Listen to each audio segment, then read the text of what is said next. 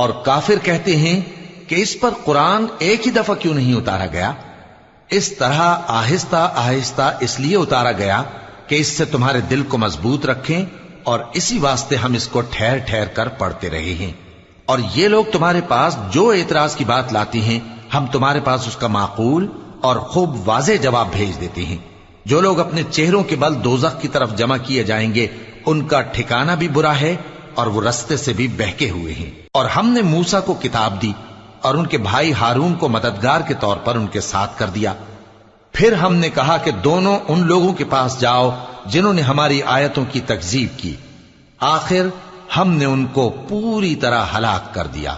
اور نوح کی قوم نے بھی جب پیغمبروں کو جھٹلایا تو ہم نے انہیں غرق کر دیا اور ان کو لوگوں کے لیے نشانی بنا دیا، اور ظالموں کے لیے ہم نے دکھ دینے والا عذاب تیار کر رکھا ہے۔